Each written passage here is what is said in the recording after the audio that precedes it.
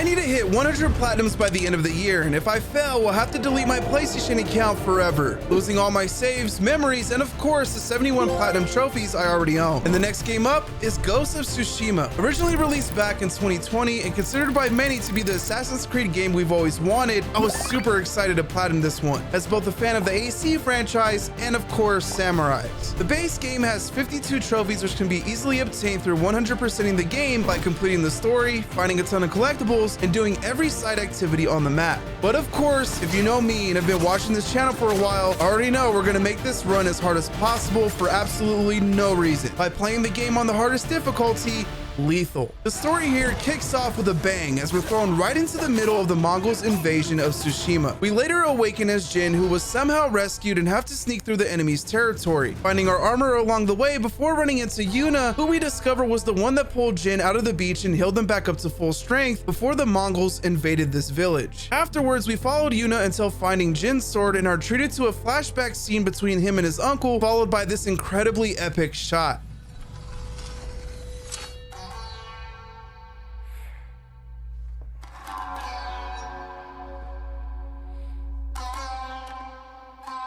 This is sick.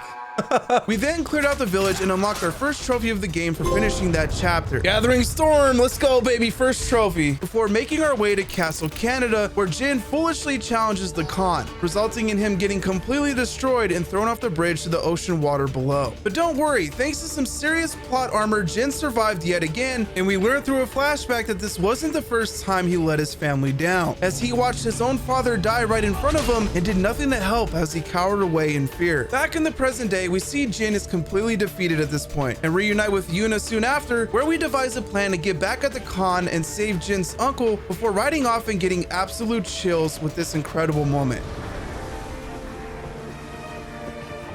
Wow, dude.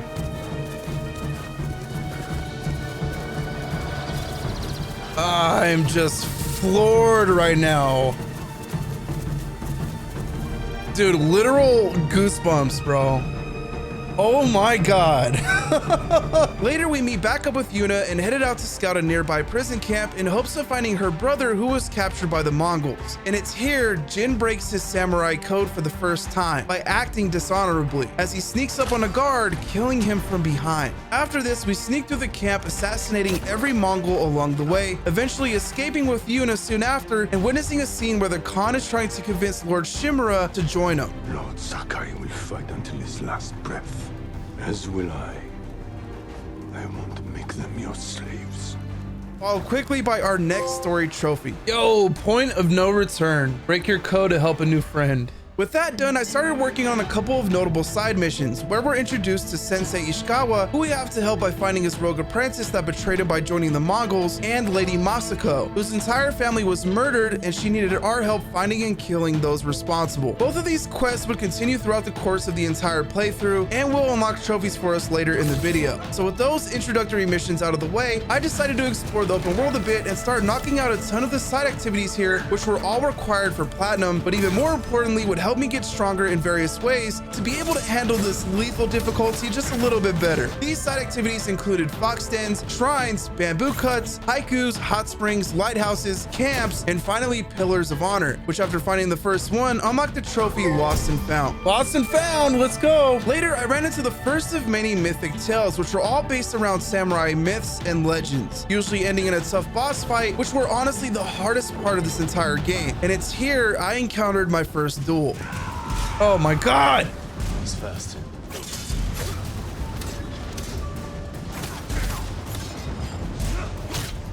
You motherfucker, what is that? Let's go!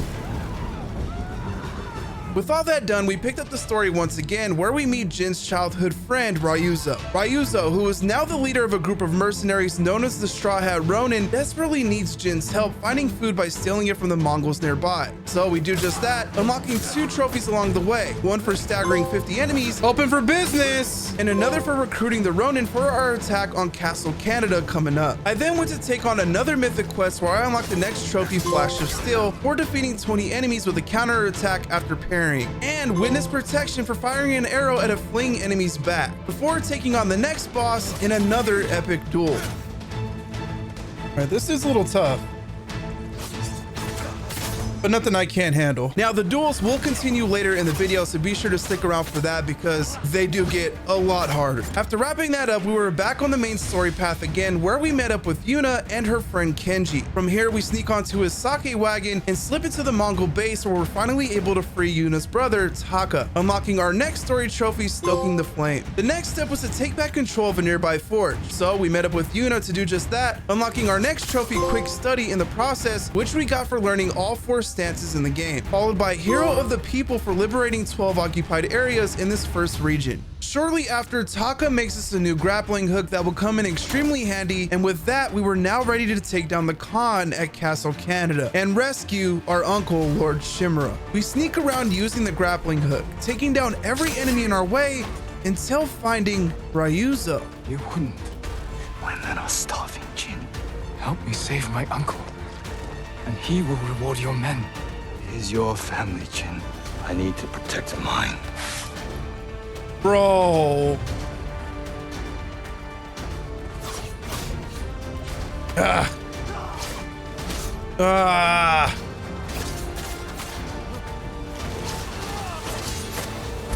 Let's fucking go, bro. Third try? With Ryuzo down and out, at least for now, we continued our invasion of the castle until finally finding and saving Lord Shimura and unlocking our next story trophy. Sadly, the Khan was able to escape, and 2 days later, he pushed north to take down Castle Shimura with Ryuzo. And with that, our sights were now set on the castle, so we started our attack together with our uncle in this new region of Tsushima that had already been decimated by the Khan. With this new region of the map unlocked, I started knocking out even more side activities, including finding more vanity gear, which unlocked the trophy Slay, and more fox stands, which helped me unlock my final charm slot, and after equipping the last one, got the trophy A Charming Man. I then headed back to camp and collected my 10th gift, which unlocked the trophy Gifted. Hey, Gifted, let's go. It was here we also met Nario, who was a warrior monk that needed our help taking back some temples and avenging his fallen brother. This was yet another long side mission branch that would continue throughout our playthrough and unlock another trophy later. So with that, we continue the main story again and travel to the thieves' hideout Umagi Cove, unlocking a trophy in the process before finding Shimura's old friend Goro, who will help us deliver a letter to the mainland asking the Shogun for help against the Mongol threat. While at this den of thieves, I also found our 20th record, which unlocked the trophy Avid Reader. Now, the great thing about this game is that you don't have to find every single collectible, but believe me when I say,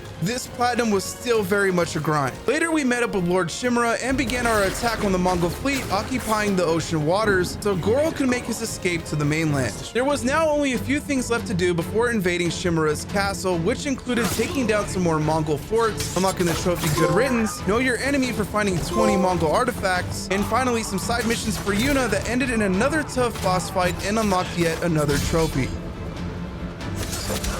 Let's fucking go, baby! Hey, the headstrong thief. Let's go. Complete all of Yuna's tales. The next thing for us to do was recruit the Yarikawa army with the help of Yuna and her brother Taka. The only problem was the clan there despised Lord Shimura and Jin, so we had to earn their trust first by taking care of the Mongol threat surrounding their village in an all-out war that will conclude in a boss fight and one of the most insane moments in the entire game as Jin breaks his samurai code even more and starts embracing his new role as the ghost. Whoa! Invaders! Look at your general! Run! This will be your fate! Oh my god! This is incredible! People of Yarikawa, hunt every Mongol to the last man! Spare no one! Following that, we unlocked the trophy Leader of the People, and now that I was officially the ghost, I decided to embrace it by dyeing my armor black, which also unlocked the trophy Monochrome Masters. I also used this new ghost technique every chance I could because doing that would eventually unlock yet another trophy as well. All that was left to do was max out all my ghost weapons to become the ultimate shinobi, and after doing that, got the trophy Every Trick in the Book. With all of that finally out of the way, I had just a few side missions left in this area with Lady Masako as the search continues for her family's killers, leading us to this pivotal moment where Jin is betrayed yet again. Masako! Stand aside, Jin. Oh We fight. Mongols win. Oh no. They already won.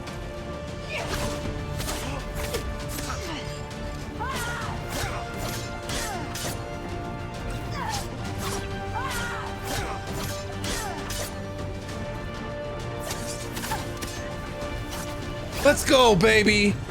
Woo!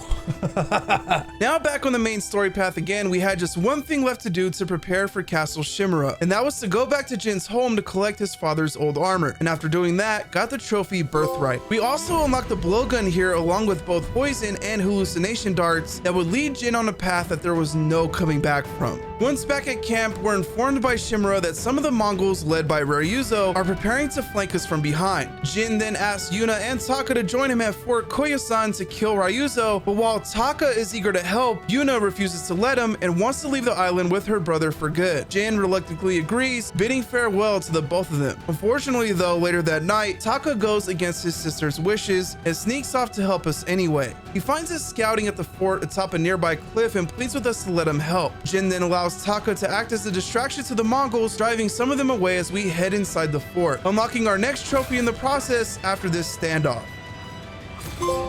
Hey, all on the wrist. Defeat the maximum amount of enemies within a single standoff. Let's go. But sadly, things go terribly wrong when we find Ryuzo and get knocked unconscious, waking up face to face with the Khan himself and Taka, who also got himself captured. Why should we settle for scraps when we deserve to be legends? He is a legend. See, your people will follow you. Join me and save them. You want to divide and conquer. You did it to Ryuzo, not us. Oh, your legend does not even care about you. You killed him. You can go. No, he's not gonna do that.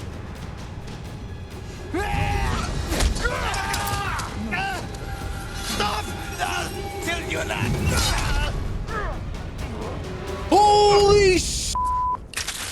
Oh! Your friend died for you. Oh Now I my! must find another. We eventually freed ourselves and slaughtered every Mongol we can find until reuniting with Yuna as she finds the corpse of her baby brother. And the following morning after burying Taka, we got our next trophy, Dying Embers. Fueled with rage and ready to get our long overdue revenge, it was now time to take back what was ours with the large-scale attack on the castle. For victory!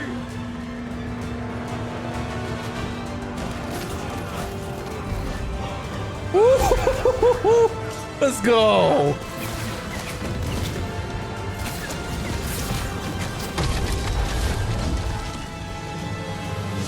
Oh!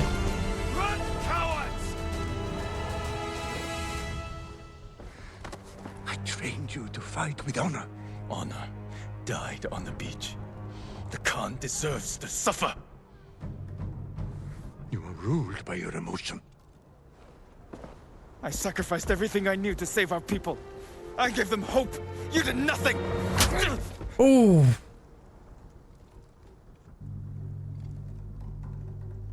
No. We're finished.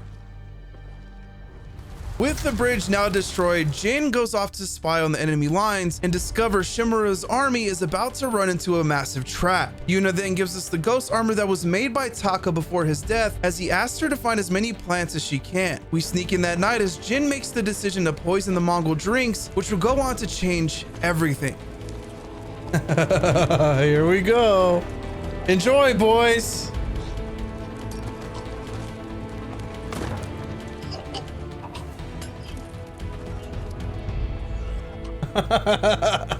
With the Khan escaping up north, though, there was only one man left to bring down, Ryuzo.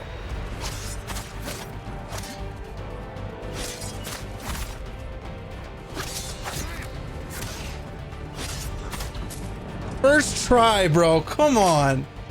Ugh. Let's go. This is not our way. The Shogun will demand a head. Renounce the ghost. My heir. My son. I am not your son. I am the ghost. Damn. And you will be judged for it. The ghost. Man, what a game, dude.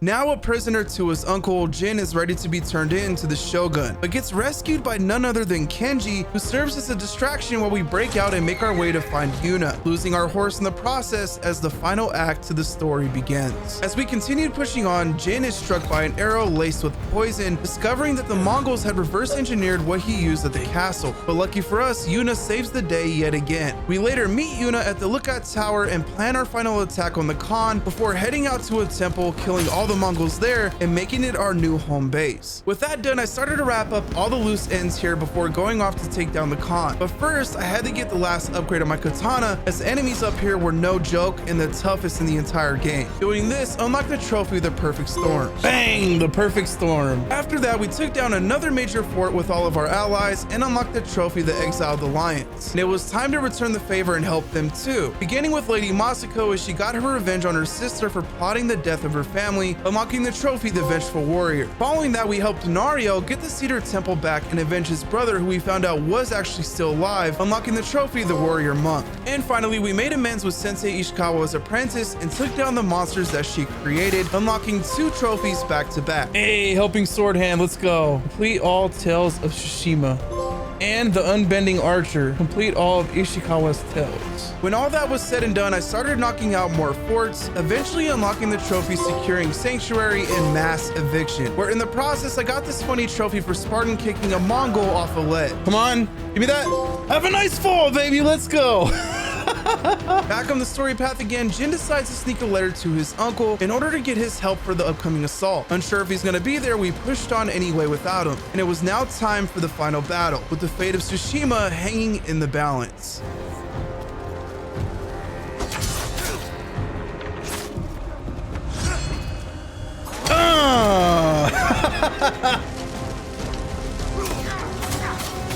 Eat.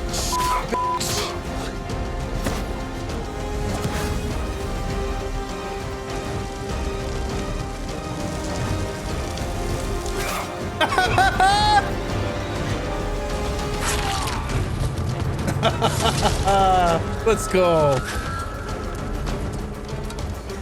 We will be remembered forever. No, you will be forgotten. Ooh! With the Khan finally eliminated and Tsushima free of his rule, we now had to take out the remaining Mongols for good. But before we could do that, we're told by Yuna that Jin's uncle actually wanted to meet him. So we head straight there after unlocking 2 more trophies for taking down the Khan and reaching max level. And the Ghost of Legend. Build your legend to earn the title Ghost of Tsushima. Let's go, baby. We meet Lord Shimura and ride with him, as everything seems to be fine now until Jin's uncle reveals the devastating truth in this heart-wrenching conclusion to the story. The Shogun has declared you a traitor. He ordered you to kill me, What? He taught our people to defy their leaders. to defend themselves. With poison, a gift you gave to our enemy. I had to stop you from throwing away our people's lives. You have no honor. And you are a slave to it. Now I must continue the line of Shimura without you. I must start a new family. And my head is the cost. Taking it is my punishment.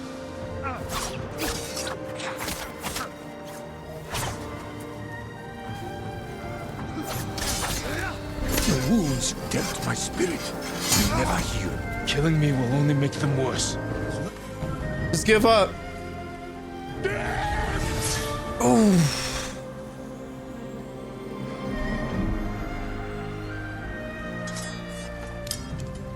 Honor me with a warrior's death. Oh, you're making me choose? I gotta honor his wish, and if I don't, he'll just come after me. I'm sorry. Gotta do it. I will make sure he will remember. As a great warrior. A wise leader. And a father.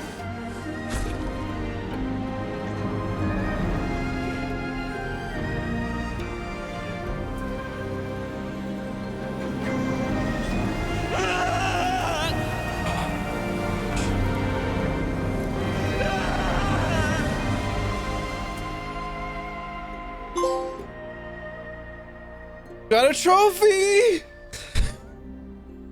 Yeah! With this story finally complete, it was time for our post-game cleanup, and the first thing I did was liberate the rest of the island by clearing out the remaining forts, unlocking the trophies, a fight for the Isle, a new safe haven, and Master Liberator. Now that the rest of the map was defogged, I started wrapping up all the remaining side activities, which unlocked the trophies: Favor of the Kami for finding every shrine, Light the Way for rekindling every lighthouse, and finally the big one, Mind, Body, and Spirit for finding every fox den, hot spring, haiku, and bamboo strike. Let's go. Finally, the grind is over, man. With that massive grind finally done with, I just had a few miscellaneous trophies and duels left to wrap up. Starting with Honor the Unseen for bowing at 10 different spots in the map, Dirge of the Fallen Forge for playing the flute at Taka's grave, A Moment in Time for personalizing a scene in photo mode, and finally my favorite as a lifelong Sly Cooper fan, Cooper Clan cosplayer. All that was left was to finish every mythic quest in the game, with each one ending in a challenging boss fight. This was the final roadblock to platinum, and I wasted no time. The first quest had me find 5 rogue Straw Hat Ronins, who I needed to take out, and these proved to be some of the most challenging fights in the game.